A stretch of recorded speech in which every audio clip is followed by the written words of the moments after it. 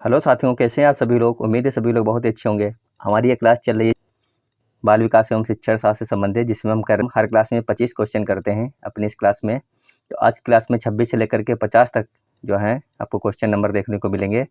तो अपनी कॉपी के ऊपर 26 से लेकर 50 तक नंबर लिख लीजिए और जो क्वेश्चन सही है उसके सामने सही का टिक लगाते हुए चलना। फिर लास्ट में देखना आपके कितने क्वेश्चन सही निकल रहे हैं।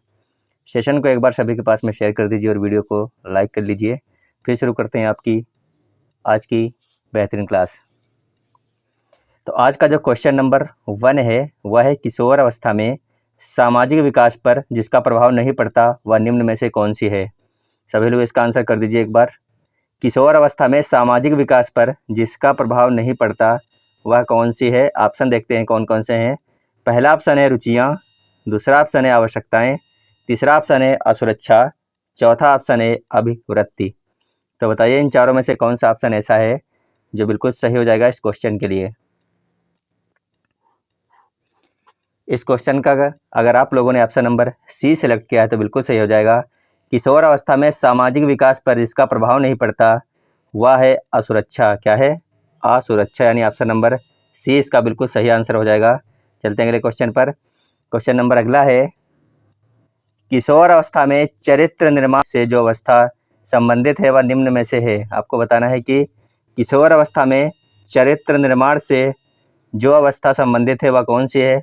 पहला ऑप्शन है परंपराओं को धारण करने की अवस्था, दूसरा ऑप्शन है आधारहीन आत्म चेतनावस्था, तीसरा ऑप्शन है आधार युक्त आत्म चेतनावस्था, जबकि चौथा ऑप्शन है स्वकेंद्रित अवस्था। तो सभी लोग इसका आंसर कर लीजिए। क्वेश्चन नंबर 27 का ये हमारी संजीवनी सीरीज चल रही है जिसमें हम कर रहे हैं अपने CDP के 1000 क्वेश्चनों की सीरीज। 1000 क्वेश्चन आपको इस सीरीज के अंतर्गत देखने को मिलेंगे। तो अगर अभी तक आप लोगों ने चैनल को सब्सक्राइब नहीं किया है तो ज़रूर कर लीजिएगा। इस क्लास को सभी के पास में शेयर कर दीजिए और नए जुड़ रहे हैं तो वीडियो को लाइक और चैनल को सब्सक्राइब करना बिल्कुल भी ना भूलें।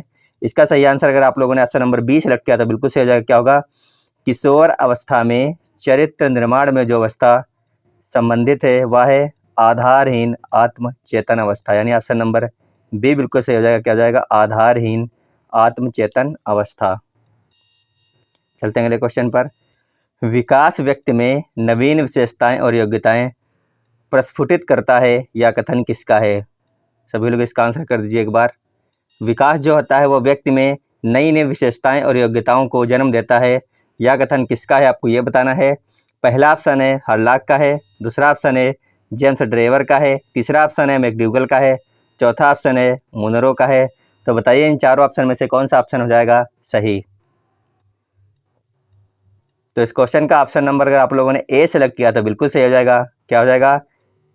हरलाक इसका बिल्कुल सही आंसर है, ऑप्शन नंबर ए हरलाक। देखते हैं अगला क्वेश्चन। अगला क्वेश्चन है, किशोरावस्था एक नया जन्म है, इसमें उच्चतर और श्रेष्ठतर मानव विशेषताओं का जन्म होता है, कथन किसका है। तो सभी को आंसर करना है। किशोरावस्था एक नया जन्म है, इसमें उच्चतर और श्रेष्ठतर मानव विशेषताओं का जन्म होता है, कथन किसका है। पहला जो है ऑप्शन वह है जॉन एंड सिम्पसन का, दूसरा ऑप्शन है गैशल का, तीसरा ऑप्शन है स्टैनले हॉल का और चौथा ऑप्शन है गिडफ्रे का। तो बताइए इन चारों में से कौन सा ऑप्शन हो जाएगा सही। आप लोग कमेंट बॉक्स में कई सारे क्वेश्चन कर रहे हैं लगातार, जैसे कि आपको SST जो सामाजिक विज्ञान है वो नोट्स कहाँ पर मिलेगा, वो हिंदी में या फिर इंग्लिश में है। तो आपको बता दें वो नोट्स आपको हर क्लास के नीचे एक लिंक दिया गया है ऐप डाउनलोड करने के लिए। मास्टर्स अड्डा ऐप है, गूगल प्ले स्टोर पर जाकर के डाउनलोड कर लीजिए। आपको वहाँ पर 15 अगस्त के बाद अवेलेबल मिल जाएगा। जो आपका दोनों भाषाओं में नोट्स है, जो आपको दोनों भाषाओं में नोट्स मिलेगा वो मिलेगा EVS का नोट्स, जो आपको हिंदी और इंग्लिश दोनों में मिलेगा। लेकिन जो सामाजिक विज्ञान का नोट्स है वो अब की बार में आपको सिर्फ हिंदी भाषा में ही मिल पाएगा सेकंड पेपर के लिए। और जो आपका EVS का आपकी फर्स्ट और सेकंड पेपर दोनों के लिए है और आपको वो हिंदी और इंग्लिश दोनों में मिल जाएगा। उसका लिंक आपको हमारी हर क्लास के नीचे दिया हुआ रहेगा, तो आप वहाँ से जाकर के डाउनलोड कर सकते हैं। वहाँ पर जितने भी प्रीवियस ईयर क्वेश्चन है सारे के सारे क्वेश्चन और उनके आंसर आपको मिल जाएंगे। तो इस क्वेश्चन का सही आंसर हो जाएगा ऑप्शन नंबर सी। क्या हो जाएगा? Stanley hall. अगर आप लोगों ने सेलेक्ट किया तो बिल्कुल सही हो जाएगा स्टैनले हॉल। देखते हैं अगला क्वेश्चन। क्वेश्चन है, किशोरावस्था आदर्शों की अवस्था है, सिद्धांतों के निर्माण की अवस्था है, साथ ही जीवन का सामान्य समायोजन है, या परिभाषा देने वाले हैं। आज की क्लास में बहुत सारी परिभाषाएं हैं, तो सभी लोग इसका आंसर कर दीजिए एक बार। किशोरावस्था आदर्शों की अवस्था है, सिद्धांतों के निर्माण की अवस्था है, साथ ही जीवन का सामान्य समायोजन है या परिभाषा देने वाले कौन है? पहला ऑप्शन है हेडो रिपोर्ट, दूसरा ऑप्शन है जीन पियाजे, तीसरा ऑप्शन है फ्रेडरिक ट्रेसी और चौथा ऑप्शन है E.L. पील। तो बताइए इन चारों में से कौन सा ऑप्शन हो जाएगा सही? क्वेश्चन नंबर 30 का अगर आप लोगों ने ऑप्शन नंबर बी सेलेक्ट किया तो बिल्कुल सही हो जाएगा। यह परिभाषा किसने दी है? या दी है जीन पियाजे ने, तो ऑप्शन नंबर बी बिल्कुल सही है। अगर आपको नहीं याद है तो आप लोग इसको लिख लीजिए या फिर स्क्रीनशॉट ले लीजिए, आप इनको बाद में लिख लेना। चलते हैं अगले क्वेश्चन पर। क्वेश्चन है मानसिक विकास का संबंध नहीं है। क्या पूछ रहा है? मानसिक विकास का संबंध नहीं है। पहला ऑप्शन है शिक्षार्थी का वजन एवं ऊंचाई, दूसरा ऑप्शन है तर्क एवं निर्णय, तीसरा ऑप्शन है स्मृति का विकास, चौथा ऑप्शन है अवबोध की क्षमता। तो बताइए इन चारों में से ऐसा कौन सा ऑप्शन है जिसका मानसिक विकास से कोई संबंध नहीं होगा? तो इस क्वेश्चन का सही आंसर हो जाएगा ऑप्शन नंबर ए, शिक्षार्थी का वजन एवं ऊंचाई। इससे जो है मानसिक विकास का कोई संबंध नहीं है। ऑप्शन नंबर ए अगर आप लोगों ने सेलेक्ट किया था तो आपका यह बिल्कुल सही आंसर हो जाएगा, वजन एवं ऊंचाई। क्लास अच्छी लग रही है तो वीडियो को लाइक कर लीजिए और एक बार सेशन को अपने सभी जानने वालों के पास भेज दीजिए जिनको सीटेट का एग्जाम देना है। उनसे बोलिए चैनल को जरूर सब्सक्राइब करें अपनी तैयारी के लिए। अगला क्वेश्चन है मनुष्य के शरीर में हड्डियों की संख्या कम से कम होती है। आपको बताना है कि जो हमारा शरीर होता है उनमें हड्डियों की संख्या कम से कम किस अवस्था में होती है? पहली अवस्था दी गई है शैशवावस्था, दूसरी अवस्था है बाल्यावस्था, तीसरी अवस्था है जो है किशोरावस्था के बाद और चौथी अवस्था है प्रौढ़ावस्था। तो बताइए इन चार अवस्थाओं में से वह कौन सी अवस्था है जिस समय मनुष्य के शरीर में हड्डियों की संख्या कम से कम होती है? बहुत ही इंपॉर्टेंट क्वेश्चन है और अच्छा क्वेश्चन है। अगर आप लोगों ने ऑप्शन नंबर डी अपना सेलेक्ट किया तो बिल्कुल सही होगा। क्या हो जाएगा इसका? मनुष्य के शरीर में हड्डियों की संख्या कम से कम होती है प्रौढ़ा अवस्था में, यानी ऑप्शन नंबर डी बिल्कुल सही होगा, प्रौढ़ा अवस्था। देखते हैं अगला क्वेश्चन। क्वेश्चन है किशोरावस्था की प्रमुख समस्या है। मोस्ट इंपॉर्टेंट क्वेश्चन है, रिपीटेड क्वेश्चन है, 3 से 4 बार एग्जामों में लगातार पूछा गया क्वेश्चन है। किशोरावस्था की प्रमुख समस्या क्या है? पहला ऑप्शन है वजन बढ़ाने की, दूसरा ऑप्शन है शिक्षा की, तीसरा ऑप्शन है समायोजन की और चौथा ऑप्शन होगा अच्छे परीक्षा परिणाम देने की। तो सभी लोग आंसर कर दीजिए एक बार। इन चार ऑप्शनों में से वो कौन सा ऑप्शन है जो इसका बिल्कुल सही हो जाएगा? तो किशोरावस्था की जो प्रमुख समस्या होती है वह होती है समायोजन की, यानी ऑप्शन नंबर सी बिल्कुल सही है। इसका क्या हो जाएगा? किशोरावस्था की जो प्रमुख समस्या है वह है समायोजन की। देखते हैं अगला क्वेश्चन। क्वेश्चन है किशोरावस्था बड़े संघर्ष, तूफान और विरोध की अवस्था है या कथन है? तो आपको बताना है या किसने कहा है कि जो किशोरावस्था है बड़े संघर्ष, तूफान और विरोध की अवस्था है? सभी लोग इसका आंसर करेंगे एक बार। किशोरावस्था बड़े संघर्ष, तूफान और विरोध की अवस्था है या कथन किसका है? तो ऑप्शन देखते हैं, स्किनर का है, स्टैनली हॉल का है, E.A. किलपेट्रिक का है या फिर थॉर्नडाइक का है? तो आप लोग बताइए इन चार ऑप्शनों में से कौन सा ऑप्शन सही हो जाएगा? बहुत ही ज़्यादा बार पूछा गया क्वेश्चन है, मोस्ट इंपॉर्टेंट क्वेश्चन कह सकते हैं और आपको आता भी होगा और आना भी चाहिए। इसका बिल्कुल सही आंसर हो जाएगा option number B. Stanley Hall ने कहा था कि किशोरावस्था बड़े संघर्ष, तूफान और विरोध की अवस्था है। तो ऑप्शन नंबर 20 का बिल्कुल सही होगा, स्टैनली हॉल। देखते हैं अगला क्वेश्चन। क्वेश्चन है जीन पियाजे के अनुसार संज्ञानात्मक विकास की अवस्थाएं हैं। आपको बताना है कि जीन पियाजे के अनुसार संज्ञानात्मक विकास की अवस्थाएं कितनी हैं? 4 हैं, 3 हैं, 2 हैं, 5 हैं? बहुत ही अच्छा क्वेश्चन है, सभी लोग आंसर कर दीजिए एक बार। जीन पियाजे के अनुसार संज्ञानात्मक विकास की अवस्थाएं कौन कौन सी हैं, कितनी हैं? तो इसका ऑप्शन हो जाएगा 4, यानी ऑप्शन नंबर ए बिल्कुल सही है। कितनी है? 4 हैं। ऑप्शन नंबर ए अगर आप लोगों ने सिलेक्ट किया तो बिल्कुल सही हो जाएगा, कितनी? 4। अगला क्वेश्चन। क्वेश्चन है एरिक्सन के अनुसार कौन सी अवस्था में बालक अधिक पहल करता है लेकिन बहुत सशक्त भी हो सकता है जो दोष भावनाओं की ओर ले जाता है? सबसे अच्छा क्वेश्चन है और बहुत ही इंपॉर्टेंट क्वेश्चन है। आपको बताना है एरिक्सन के अनुसार कौन सी अवस्था में बालक अधिक पहल करता है लेकिन बहुत सशक्त भी हो सकता है जो दोष भावनाओं की ओर ले जाता है? तो सभी को आंसर करना है। पहला ऑप्शन है 18 माह से 3 वर्ष, दूसरा ऑप्शन है 3 से 6 वर्ष तक बनाम दोष अवस्था, तीसरा ऑप्शन है 6 से 12 वर्ष तक, चौथा ऑप्शन है किशोरावस्था।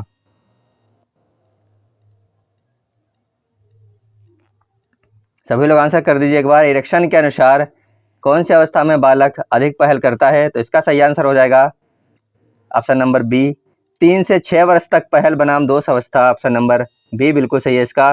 3 से 6 वर्ष तक की जो अवस्था होती है उस अवस्था में जो बालक होता है वो क्या करता है? अधिक पहल करता है लेकिन बहुत सशक्त भी हो सकता है जो दोष भावनाओं की ओर उसको ले जाता है। तो ऑप्शन नंबर बी इसका बिल्कुल सही होगा। देखते हैं अगला क्वेश्चन। क्वेश्चन है मानसिक विकास को प्रभावित करने वाला कारक नहीं है। आपको बताना है ऐसा कौन सा इनमें से कारण है जो मानसिक विकास को प्रभावित नहीं करता। पहला ऑप्शन है परिवार का वातावरण, दूसरा ऑप्शन है धार्मिक वातावरण, तीसरा ऑप्शन है परिवार की सामाजिक स्थिति और चौथा ऑप्शन है परिवार की आर्थिक स्थिति। मानसिक विकास को प्रभावित करने वाला कारक नहीं है, तो इस क्वेश्चन का जो सही आंसर है वह हो जाएगा ऑप्शन नंबर बी। क्या हो जाएगा? धार्मिक वातावरण जो है यह मानसिक विकास को प्रभावित करने वाला कारक नहीं है। बाकी परिवार का वातावरण, परिवार की सामाजिक स्थिति और परिवार की आर्थिक स्थिति ये सभी क्या करते हैं? मानसिक विकास को प्रभावित करने वाले कारक हैं। चलते अगले क्वेश्चन पर। क्वेश्चन सभी लोग एक बार पढ़िए और इसका आंसर कर दीजिए। नैतिक तर्क का अवस्था सिद्धांत किसने स्पष्ट किया? सभी लोग बताइए क्या इसका सही आंसर हो जाएगा।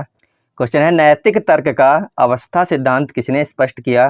पहला ऑप्शन है कोहलबर्ग, दूसरा ऑप्शन है एरिक्सन, तीसरा ऑप्शन है फ्रायड, चौथा ऑप्शन है पावलाव। तो बताइए इन चारों में से कौन सा ऑप्शन हो जाएगा सही? पावलाव ने किया था, फ्रायड ने, एरिक्सन ने या फिर कोहलबर्ग ने किया था। क्वेश्चन नंबर 38 का ऑप्शन नंबर ए अगर आप लोगों ने सिलेक्ट किया तो बिल्कुल सही हो जाएगा। नैतिक तर्क का अवस्था सिद्धांत कोहलबर्ग ने स्पष्ट किया था। ऑप्शन नंबर ए बिल्कुल सही हो जाएगा, कोहलबर्ग।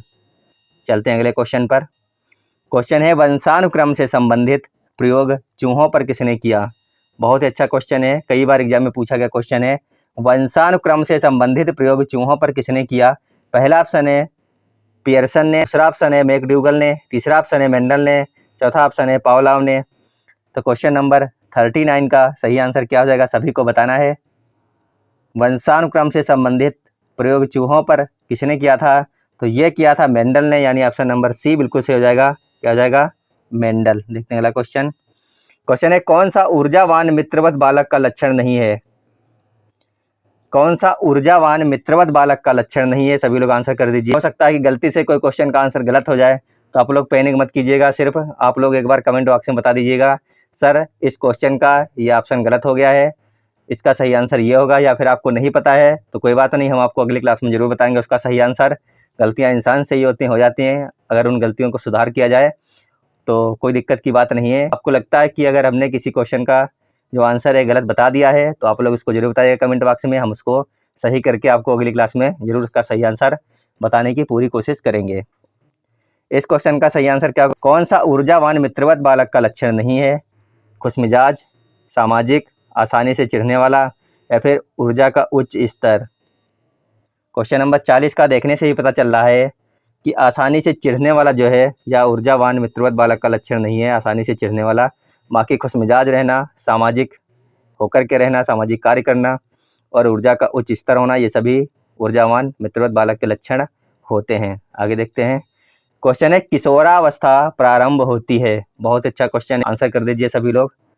इंपॉर्टेंट क्वेश्चन इसको कह सकते हैं सभी लोग। किशोरावस्था प्रारंभ होती है 10 वर्ष की आयु से, 16 वर्ष की आयु से, 12 वर्ष की आयु से, 18 वर्ष की आयु से। किशोरावस्था कब से प्रारंभ होती है?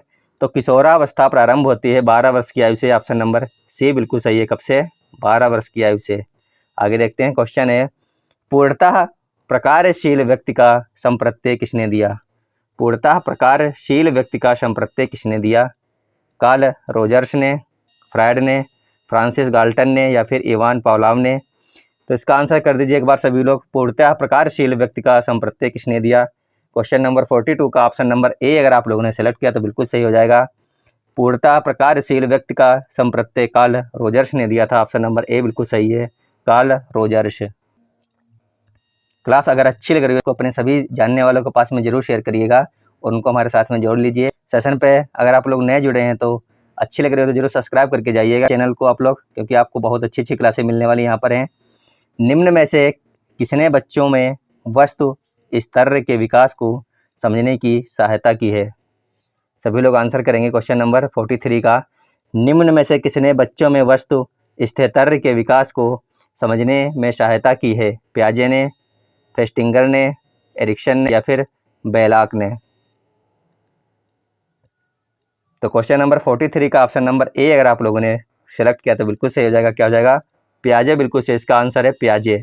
ऑप्शन नंबर ए बिल्कुल सही आंसर इसका। क्वेश्चन नंबर 44 है सूर्य बच्चे के साथ साथ चलता है, उसके मुड़ने का अनुकरण करता है और बच्चे की बात सुनता है, यह कथन बालक की किस लक्षण की ओर इंगित करता है?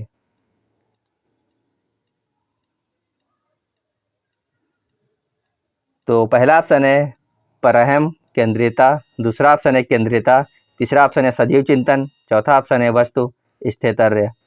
तो बताइए, सूर्य बच्चे के साथ साथ चलता है, उसके मुड़ने का अनुकरण करता है और बच्चे की बात सुनता है, यह कथन बालक की किस लक्षण की ओर इंगित करता है? तो यह इंगित करता है सजीव चिंतन की ओर, यानी ऑप्शन नंबर सी बिल्कुल सही हो जाएगा। किसकी ओर इंगित करता है? सजीव चिंतन की ओर इंगित करता है। Option number C is right answer. अगला क्वेश्चन है, किसने यह दावा किया कि सभी भाषाओं में होने वाले कुछ सार्वभौमिक गुण जन्मजात होते हैं? किसने यह दावा किया कि सभी भाषाओं में होने वाले कुछ सार्वभौमिक गुण जन्मजात होते हैं? पहला ऑप्शन है B.F. स्किनर ने, दूसरा ऑप्शन है अल्बर्ट बंडूरा ने, तीसरा ऑप्शन है नाम चामस्की ने, चौथा ऑप्शन है E.C. टालमेन ने। क्वेश्चन नंबर 45 का आंसर कर दीजिए सभी लोग।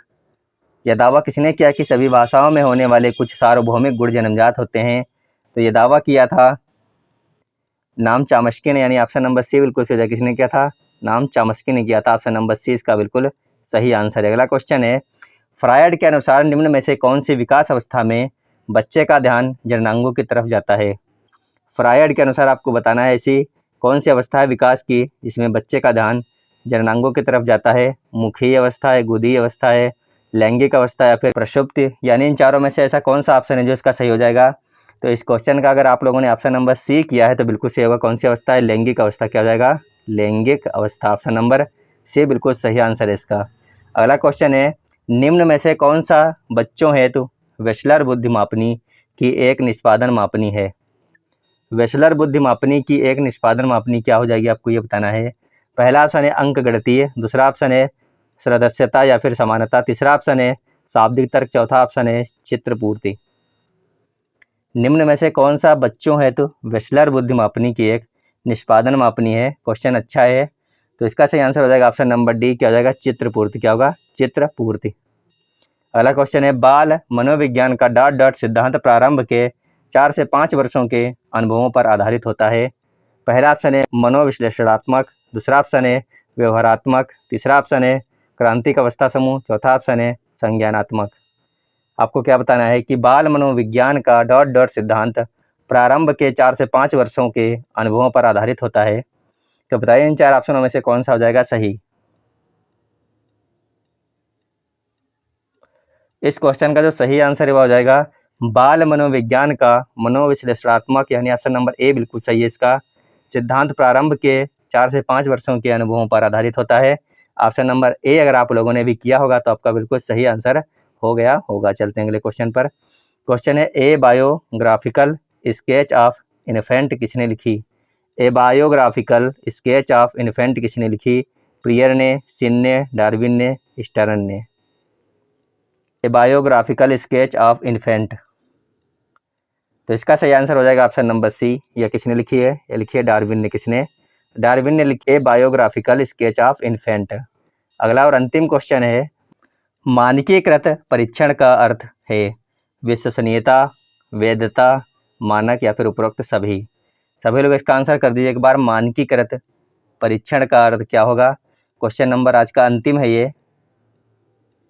इस क्वेश्चन का अगर आप लोगों ने ऑप्शन नंबर डी सेलेक्ट किया तो बिल्कुल सही होगा। मानकीकृत परीक्षण का जो अर्थ होता है वो होता है विश्वसनीयता, वैधता और मानक, यानी ऑप्शन ये तीनों सही होंगे इसके ऑप्शन। और ऑप्शन नंबर डी जो है बिल्कुल सही हो जाएगा, उपरोक्त सभी। तो साथियों आज की ये थी हमारी क्लास आपके लिए। तो आप बताना आज के ये 25 क्वेश्चन आपको कैसे लगे और आपके कितने सही निकले। क्लास अच्छी अगर आपको लग रही हो तो वीडियो को जरूर लाइक कर दीजिएगा और आपके जो जानने वाले लोग हैं जिनको सीटेट का एग्जाम देना है उनके पास तक आप जरूर वीडियो को शेयर कर दीजिएगा। तो आपको मिलते हैं अपनी अगली क्लास में। जब तक के लिए आप लोग स्वस्थ रहिए, मस्त रहिए और तैयारी जरूर करते रहिएगा नियमित रूप से, क्योंकि एग्जाम अब थोड़े थोड़े टफ आते हैं और ऑनलाइन भी आते हैं तो टाइम की थोड़ी सी कमी हो जाती है। तो जितने ज़्यादा क्वेश्चन आप देख करके जाएंगे उतने जल्द मतलब उसके हल निकालने में आसानी होगी। तो चलिए मिलते हैं अगली क्लास में, जब तक धन्यवाद, बाय बाय।